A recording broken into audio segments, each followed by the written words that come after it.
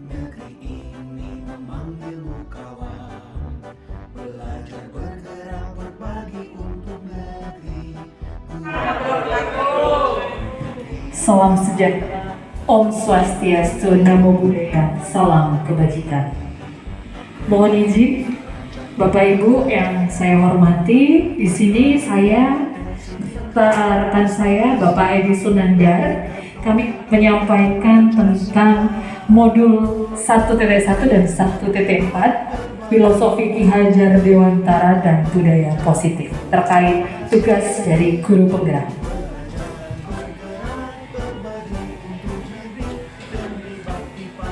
Bapak Ibu, inilah yang menjadi dasar adanya Merdeka Belajar. Menurut Ki Hajar Dewantara, pendidikan adalah tempat bersemainya benih-benih kebudayaan. Artinya, anak diibaratkan benih-benih, bibit tanaman yang berbeda-beda. Kita sebagai pendidik diibaratkan sebagai seorang petani. Yang kita lakukan adalah menyiapkan lahan, menggali, menyemai, menyiram, serta merawat dengan penuh perhatian sehingga tumbuh dan berbuah.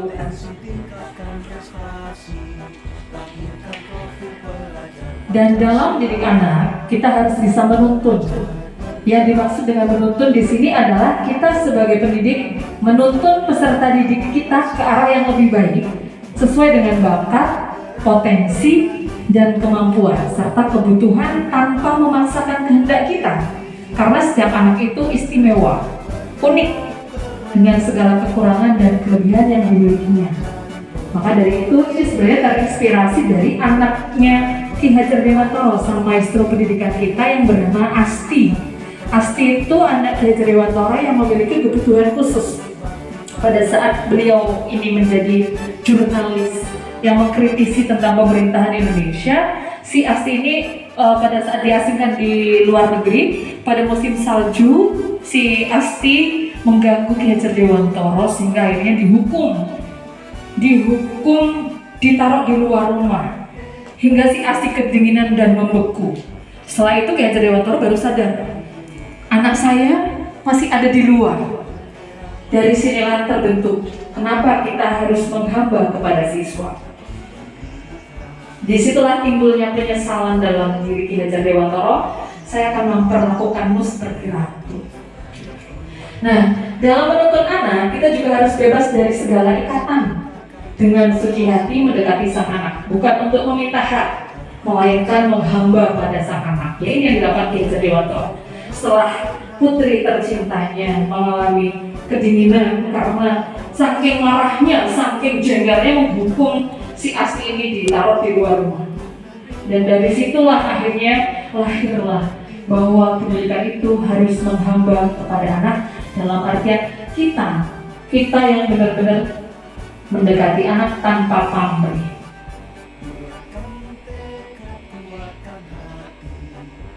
Dan yang pasti kita selalu ingat ya, 3 kalimat ini perlu laku. Ingarso sung tulodo, di depan kita memberi teladan. Ing matio bangun karso, di tengah kita memberikan semangat dalam kondisi apapun, menyemangati. Dan tutwuri handayani, di belakang kita mendorong, memberikan dorongan.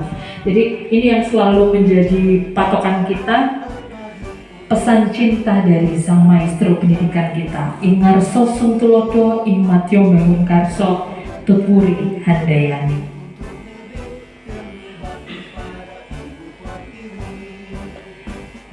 Dan dari situlah kita mulai berbenah untuk ke budaya positif. Jadi karena adanya perubahan paradigma dan stimulus respon itu melalui teori kontrol, dan juga ada 3 motivasi perilaku manusia. Kemudian kita ada keyakinan kelas, hukuman, dan penghargaan. Nah, nanti di situ kita akan membahas lebih lanjut antara keyakinan atau peraturan. Kemudian 5 kebutuhan dasar manusia, 5 posisi kontrol, dan segitiga restitusi.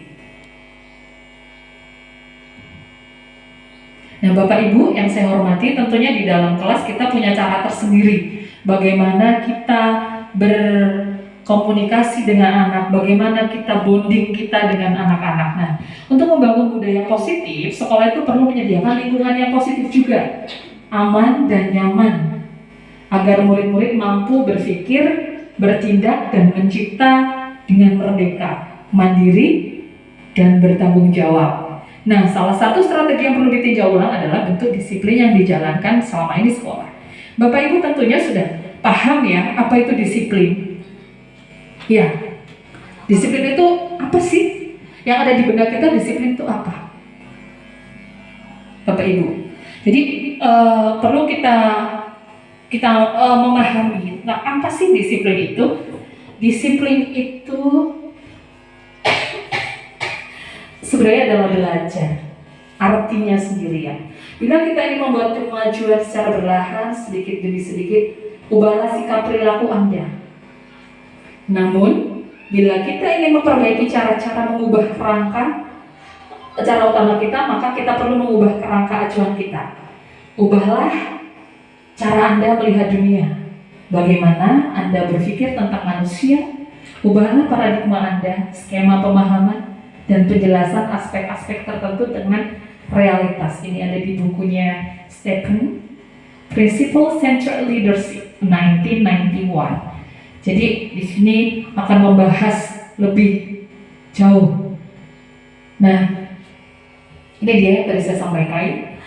Disiplin biasanya terbayang di benak atau di pikiran itu adalah hukuman, kepatuhan, tata tertib, peraturan, dan lebih pada kata yang sifatnya strength ya.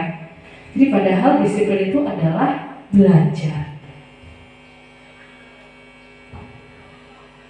Di mana anak ada kemerdekaan, disitulah harus ada disiplin yang kuat. Sesungguhnya disiplin itu sendiri adalah self-discipline. Kita yang mewajibkan diri kita sekeras-kerasnya. Itu menurut konsepsi dan keteladanan cetakan kelima karyanya Ki Hajar Dewantoro. Jadi disiplin itu memang harus ditumbuhkan dan lebih pada diri sendiri. Jadi kalau kita sudah di dalam diri kita yakin, itu artinya menjadi sebuah keyakinan ya. Kita terus akan melakukan upaya untuk memperbaiki diri. Dan setiap manusia itu punya proses yang berbeda. Tidak bisa kita samakan proses anak ke anak, itu disamakan, nggak bisa. Di sini artinya kita nggak boleh menekan, mempressure anak itu sebenarnya tidak boleh seperti itu. Padahal zaman dulu saya baru teringat kejahiliah saya. Saya ngajar di PT di SM itu 14 tahun, di sini di SD. Jadi ternyata apa yang saya lakukan itu sangat bertentangan dengan Merdeka Belajar yang sekarang sedang digaungkan oleh Mas Menteri kita. Dan itu sangat bertolak belakang. Artinya kita menerapkan sesuatu kepada anak itu tanpa memaksanya. Jadi anak itu melakukan sesuatu itu secara senang hati, tanpa ada paksaan. Maksudnya seperti itu. Jadi tumbuh keyakinan di dalam diri mereka untuk menjadi baik karena keyakinannya, motivasi dari dalam diri, bukan motivasi dari luar. Seperti itu. Nah, dan pemikiran Ki Hajar Dewantoro ini sejalan dengan pandangan Diana Goshen dalam bukunya Restructuring School Discipline 2001. Diana menyatakan bahwa arti dari disiplin berasal dari bahasa Latin disciplina yang artinya belajar. Kata disiplin juga berasal dari akar yang sama dengan disiplin. Pengikut. Untuk menjadi seorang murid atau pengikut, seseorang harus paham betul mengapa mereka mengikuti suatu aliran atau ajaran tertentu, sehingga motivasi yang terbangun adalah motivasi intrinsik, bukan ekstrinsik. Jadi kalau dari dalam dirinya sudah ada motivasinya, sudah ada keyakinan yang saya sampaikan tadi, karena penting sekali menanamkan keyakinan. Jadi keyakinan itu akan jangka panjang dampaknya.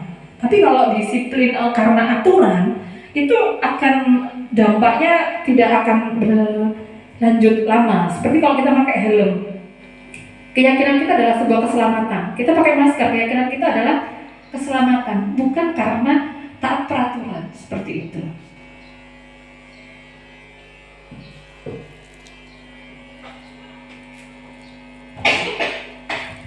Nah, ini 3 motivasi perilaku manusia.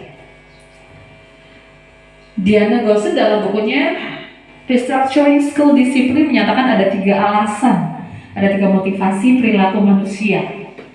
Kenapa? Untuk melakukan disiplin. 1, untuk menghindari ketidaknyamanan atau hukuman. Orang melakukan disiplin itu karena menghindari ketidaknyamanan, daripada ribut lah, daripada ini loh, daripada itu. Jadi itu sebenarnya melakukannya dengan terpaksa. Dan itu nggak bagus. Dampaknya nggak bagus. Kemudian yang kedua, untuk mendapat imbalan atau penghargaan dari orang lain, pujian, reward, punishment. Jadi yang seperti itu juga nggak bagus. Meskipun dia 1 tingkat lebih tinggi daripada untuk menghindari ketidaknyamanan. Kemudian kalau untuk mendapatkan imbalan nanti gini, ketika kita melakukan sesuatu kita dapat imbalan, kita besok lagi malas karena nggak ada imbalannya, tidak ada pujiannya seperti itu. Jadi kalau bisa itu tertanam. Karena yang nomor 3, untuk menjadi orang yang mereka inginkan, menghargai diri sendiri dengan nilai-nilai yang mereka percaya, keyakinan di dalam hatinya. Saya malu datang terlambat, misalnya, bukan karena untuk menghindari ketidaknyamanan, karena disindir sana sini, atau untuk mendapatkan imbalan, teladan dan lain sebagainya, enggak. Tapi mau benar-benar dia merasa bahwa inilah saya. Setiap manusia kembali lagi ada prosesnya, ada masanya. Ketika ada yang rajin, ada yang seperti flashback. Manusia itu mengalami proses transformasi seperti kupu-kupu. Sebelum menjadi kupu-kupu adalah ulat yang buruk, bahkan menjijikkan. Tapi ketika transformasinya menjadi kupu-kupu, elok, indah dipandang seperti itu. Jadi kita nggak boleh memaksakan suatu kehendak, tapi kita karena itu memang keyakinannya dari dalam diri kita. Mengapa yang keyakinan kelas? Nah ini kita karena sebagai guru, kita harus menerapkan keyakinan kelas. Mengapa tidak peraturan kelas saja ya? Kalau begitu, mengapa kita memiliki peraturan tentang penggunaan helm pada saat mengendarai kendaraan? Kemungkinan jawabannya untuk keselamatan. Mengapa kita memiliki peraturan tentang penggunaan masker? Ya tetap. Mungkin jawabannya untuk kesehatan dan atau keselamatan. Jadi intinya nilai-nilai keselamatan inilah yang menjadi poinnya keyakinan kita. Pakai helm biar nggak ditilang, udah lain berarti dia larinya ke sanksi atau hukuman. Tapi kalau yang kita yakini keselamatan, kesehatan, maka itu sudah akan berbeda arti. Jadi kalau bisa kita menerapkan segala sesuatu terhadap anak, itu karena memang anak itu supaya berubah menjadi lebih baik dengan keyakinan yang mereka miliki. Jadi bagaimana kita cara menanamkan keyakinan di dalam kelas? Kita bisa membuat kesepakatan kelas. Yang penting di situ anak merasa merdeka, karena tujuan dari pendidikan adalah membuat anak merasa bahagia yang setinggi-tingginya, dan di situ anak sudah mencapai apa yang mereka miliki sesuai dengan kodrat dan potensinya. Ingat, pendidikan itu harus pendidikan itu dinamis ya, tidak statis, karena perubahan seiring berjalannya waktu selalu berubah. Apalagi generasi kita, generasi milenial, kita juga mulai digital. Jadi tidak melulu kita juga harus mengikuti trennya anak-anak. Kita bisa masuk ke dalam range-nya mereka, umurnya mereka, supaya kita bisa menjadi lebih dekat dengan anak. Nanti di situ ada di posisi kontrol kita. Nah ini dia bagaimana wali kelas atau guru-guru bidang studi juga. Sebelum biasanya sih kalau dulu kalau saya bilang kontrak kelas atau kontrak perkuliahan seperti itu. Tapi setelah saya mengikuti guru penggerak, jadi keyakinan kelas saya bentuk itu karena sesuai dengan kesepakatan siswa. Jadi setiap anak saya berikan kertas warna-warni, stick paper kalau saya bilang. Jadi nanti mereka menuliskan apa sih yang mereka inginkan, apa kesepakatan apa yang ingin dibangun. Jadi nanti ada kertas-kertas yang saya bagikan untuk anak-anak. Nanti mereka setelah itu maju satu-satu untuk menempelkannya di papan tulis. Setelah ditempelkan di papan tulis, baru saya sebutkan satu-satu. Oh, dilarang ngebully. Sepakat tidak? Sepakat. Terus di situ saling menyayangi. Sepakat tidak? Sepakat. Jadi keyakinan kelas itu ya dibuat berdasarkan dari inisiatif si anak-anak. Bukan saya yang membuat. Harus saling menyayangi. Dilarang mencontek, tak boleh. Jadi memang dibuat sesuai dengan kesepakatan yang disepakati oleh anak-anak dan dari pemikiran mereka. Seperti itu. Nanti kalau sudah ditempel, dipasang, dan untuk dilaksanakan secara bersama, karena kita bukan seperti Korea Utara, kita demokrasi. Jadi anak itu biar yang menentukan sendiri mau arahnya mau kemana, kita tinggal dampingi saja gitu. Nah, ini dia. Sebagai manusia kita juga memiliki kebutuhan yang sama dengan peserta didik kita ya. Karena kebutuhan dasarnya manusia ya ada 5. Ada belonging, power, survival, freedom, fun. Nah, kalau belonging itu kasih kesenangan. Ya, siapa yang nggak artinya tidak butuh kesenangan? Butuh lah. Tapi yang paling utama itu sebenarnya survival. Ini kebutuhan bertahan hidup. Ini lebih cenderung ke fisik ya, kebutuhan fisik. Kayak rumah, makanan, kebutuhan seks dan seperti itu adalah salah satu kebutuhan survival. Kemudian kebutuhan cinta dan kasih sayang. Butuh nggak? Anak-anak itu butuh.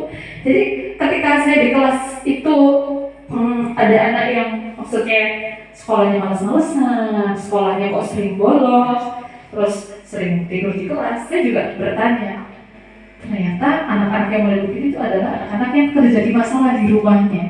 Jadi sebenarnya anak melakukan suatu aktivitas itu ya memang karena ada motif. Seperti kemarin si Bagus itu juga karena memang di rumah sudah ada permasalahannya. Karena dia butuhkan adalah cinta dan kasih sayang, karena kebetulan ibunya juga sudah pergi. Jadi dengan bapaknya, ternyata begitu dikasih tahu seperti itu, akhirnya dia melembut. Karena kebutuhan dasar cinta dan kasih sayang tidak terpenuhi. Terus kemudian di situ juga ada freedom. Freedom, penguasaan. Jadi kadang ada yang orang itu merasa, oh aku ini loh powernya, ini aku lebih apa ya, lebih ingin dihargai, dihormati. Tapi lupa caranya, bagaimana juga menghormati dan menghargai orang lain. Jadi kita juga memperlakukan anak juga seperti itu. Kita menghargai, menghormati anak. Karena mereka itu sebenarnya makhluk mini kita. Jadi mau kemana mereka, kita memang tugas kita menuntunnya dalam pencarian jati diri. Kemudian yang terakhir adalah kebebasan. Karena ada anak tuh yang kadang suka jahit, punya teman-teman yang dijahit. Sebenarnya memang dia merasa apa ya, ada sebuah kebebasan atau di situ dia juga merasa senang kalau membuat orang lain itu nggak senang. Gitu. Ini dia yang tadi saya bilang kebutuhan bertahan hidup fisiologis ya, lebih kepada fisik, kesehatan ruang makanan dan sebagai seks, kemudian sebagai bagian dari proses reproduksi termasuk kebutuhan tetap bertahan hidup. Di sini juga artinya anak itu namanya kita anak remaja ya. Mereka juga mulai suka dengan lawan jenis. Kita juga harus suka karena di sekolah kita juga banyak yang naksir dengan teman sekelas. Kelas 7 juga sudah ada 7C. Jadi artinya kita peka. Giati dan Dio itu kan mereka pacaran. Makanya kita benar-benar harus hati-hati dengan anak. Rodesta dengan Akbar, besanan saya 8A dan 8C. Itu memang kita peka. Ternyata itu adalah salah satu kebutuhan juga ya bagi anak-anak juga. Tak apa selagi itu nanti konteksnya ke hal-hal yang positif, memberikan semangat boleh. Kebutuhan cinta dan kasih sayang itu kebutuhan psikologis. Ya, yang pasti ini kita bisa dapatkan dari teman, keluarga, pasangan hidup, teman kerja, atau rekan kita. Makanya kita kan saling menyayangi, saling mengayomi, saling merangkul, tidak memukul, saling mengajak, bukan mengejek. Teman kerja, binatang peliharaan pun, yang punya kucing, yang punya anjing, yang punya ayam, yang punya kelinci, yang punya burung dara, yang itu termasuk kebutuhan kasih sayang.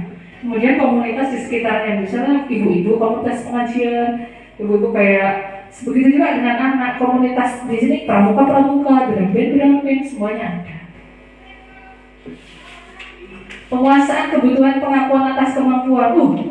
Ini loh si Rehan misalnya 8A dia ahli banget bermain futsal. Jadi ada ujian sebenarnya, ada karena memang dia melakukan sesuatu itu karena dia butuh pengakuan,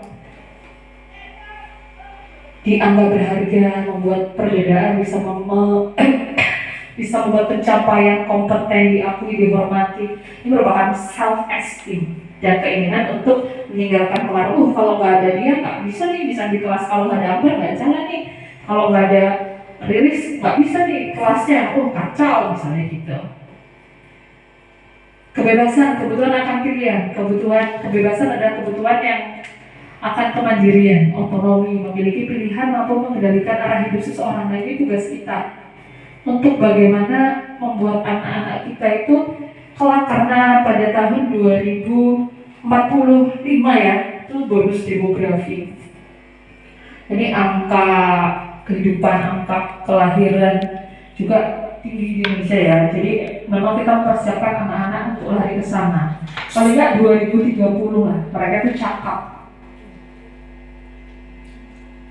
Nah ini dia, ini kebutuhan yang sangat-sangat kita butuhkan. Kebutuhan untuk merasa senang.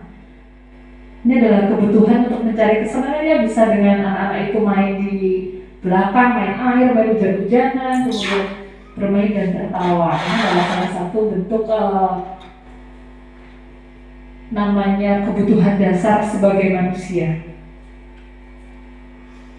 Nah ini nih, 5 posisi kontrol. Kadang kita di kelas suka greget, tiba-tiba spontanitas marah karena di kelas ada anak yang rese. Sebenarnya ini adalah salah satu cara kita bagaimana mengontrol. Di sini ada 5 posisi kontrol yang bisa kita terapkan. Itu yang pertama adalah sebagai penghukum. Kalau sebagai seorang penghukum, kita biasanya menggunakan hukuman fisik maupun verbal. Orang yang menjalankan posisi penghukum senantiasa mengatakan bahwa sekolah memerlukan sistem atau alat yang lebih dapat menekan murid-murid lebih dalam lagi. Kamu saya hukum, kenapa kamu tidak mau sampaikan? Keluar sana. Itu salah satu bentuk hukuman verbal. Kenapa kamu tidak sampaikan?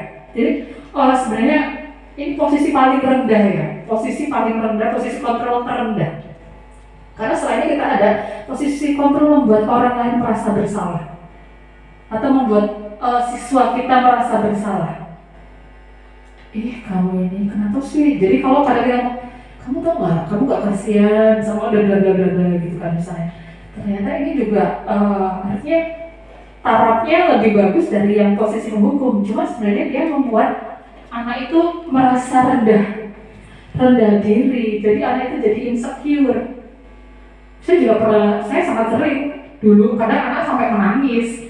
Saya buat siswa merasa bersalah. Sebelum saya berguru penggerak, saya lebih suka menggunakan ini. Jadi dengan suara yang lembut tapi menyentuh. Saya teringat anak-anak yang bandel-bandel itu 5 orang saya kumpulkan sampai menangis. Semuanya galang, Kia, mereka Ekalianda sampai menangis, Dino itu karena saya menggunakan posisi ini. Dan ternyata posisi ini lebih artinya lebih satu tingkat lebih bagus dari penghukum, tapi nggak baik juga kalau kita gunakan secara terus-menerus. Karena itu akhirnya nanti bisa-bisa depresi. Depresi kenapa? Depresi karena merasa tidak berharga, insecure-nya itu seperti itu. Tapi jadi kita bisa naik lagi sebagai teman. Nah, ketika kita sebagai teman, kita memposisikan diri kita sebagai teman, anak itu bisa lebih curhat, lebih nyaman dengan kita, lebih enak, lebih leluasa untuk menyampaikan apa yang ada di dalam hatinya. Jadi kita bisa menyesuaikan aja deh. Mau yang penghukum, tapi kalau bisa nggak dipakai lagi penghukum ya, Bapak Ibu nggih. Jadi pada saat kegiatan, kalau bisa penghukum ini nggak dipakai, tapi kalau membuat orang lain merasa bersalah itu masih boleh, cuma frekuensinya dikurangi. Itu untuk anak yang tingkat kebandelannya tinggi, memiliki keistimewaan. Kemudian sebagai monitor atau pemantau, ini kita mengawasi. Artinya kalau kita mengawasi, kita punya catatan khusus. catatan khusus lembar observasi kita terhadap anak. Oh, di kelas misalnya kelas 7C yang selalu saya ingat itu jembar kalau saya suruh baca matanya mengandung bawang, suruh baca bahasa Inggris itu udah matanya merah. Terus nggak tahu, makanya dari situ saya melihat mengamati anak-anak seperti apa mereka, junior, Yolandika, semuanya ada trio gangsing di sana juga. Jadi kalau kita sebagai monitor pemantau kita gampang, tapi punya catatan. Oh, si anak ini begini-begini, si Ica, Gianti, Valena, Furi, kita tinggal bikin checklistnya dan pendekatan kita lebih enak. Nah, ini posisi yang terakhir, itu posisi manajer. Ini yang sedang saya coba terapkan dalam kelas saya. Ya, kalau jadi posisi manajer, kita lebih enak. Karena kita sebagai mentor, jadi kita berbuat sesuatu bersama dengan murid. Kemudian mempersilahkan murid mempertanggungjawabkan perilakunya, mendukung murid agar menemukan solusi atas permasalahannya sendiri.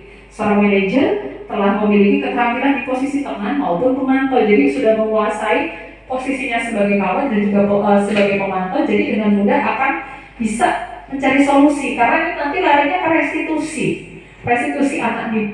Jadi artinya kita tidak langsung kamu salah, kamu gini, kamu gak harus begitu, kamu begitu enggak. Tapi ini kita menanya ke anak, kenapa misalnya anak ini datang terlambat? Kenapa kamu terlambat? Ditanya dulu, apa yang membuat kamu datang terlambat?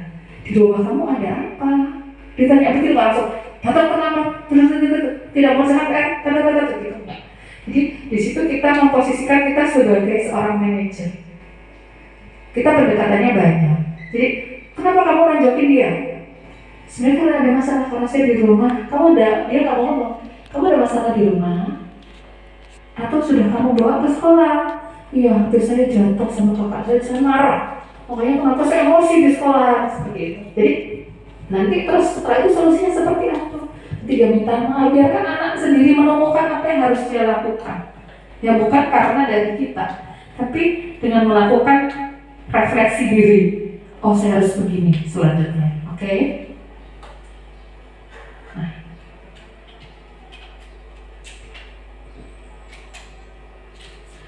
Ini restitusi adalah sebuah cara menanamkan disiplin positif pada murid. Restitusi adalah proses menciptakan kondisi bagi murid untuk memperbaiki kesalahan mereka sehingga mereka bisa kembali pada kelompok mereka dengan karakter yang lebih kuat. Ini yang tadi saya sampaikan, ketika kita menggunakan posisi kontrol sebagai manajer, kita akan mudah melakukan restitusi terhadap anak. Jadi di setiap kelas itu pasti kita masuk, pasti ada aja yang bikin kita di kelas itu jengkel, tiba-tiba mau marah. Kita ide-ide, saya mencoba untuk tidak marah-marah di kelas. Saya mencoba untuk membuat anak bahagia. Jadi artinya setelah saya mengikuti program guru penggerak, saya jarang marah-marah di kelas. Saya lebih banyak bagaimana mengupayakan anak itu senang dalam belajar. Kalaupun mereka melakukan misalnya kemarin ada tuh yang berantem, sutel saking sering membuli bapaknya masing-masing. Kita panggil anaknya, lakukan restitusi. Ditanya, kenapa kamu melakukan itu? Apa yang kamu lakukan? Terus bagaimana perasaan temanmu? Jadi akhirnya mereka minta maaf. Terus apa yang harus mereka lakukan selanjutnya? Tidak membuli temannya lagi. Ya, itu tadi yang dapat saya sampaikan Bapak Ibu. Mudah-mudahan bermanfaat dan ini akan disambungkan oleh rekan saya, diulas kembali oleh Bapak Edi Sunandar. Terima kasih. Wabillahi taufiq wal hidayah. Wassalamualaikum warahmatullahi wabarakatuh.